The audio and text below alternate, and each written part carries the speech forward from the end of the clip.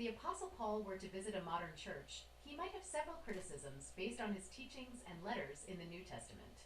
Here are a few areas he might focus on. Division and disunity. Paul often emphasized the importance of unity within the church.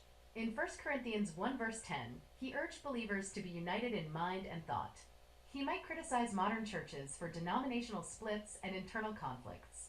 Materialism and prosperity gospel. Paul warned against the love of money, 1 Timothy 6 verse 10, and might be critical of churches that focus heavily on wealth and prosperity, potentially neglecting the spiritual well-being of their congregations.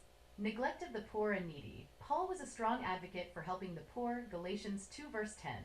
He might criticize churches that invest heavily in buildings and programs while neglecting social justice and aid for the less fortunate.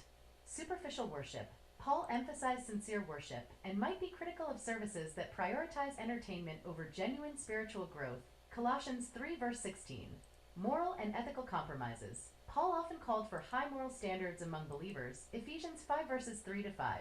He might criticize churches that compromise on biblical teachings to align with contemporary societal norms. Lack of discipleship and teaching. Paul was passionate about teaching and discipling believers. 2 Timothy 2 verse 2. He might be concerned if churches are not adequately equipping their members with sound doctrine and biblical knowledge. These points reflect Paul's emphasis on unity, genuine faith, moral integrity, and care for the needy, all of which are central themes in his epistles.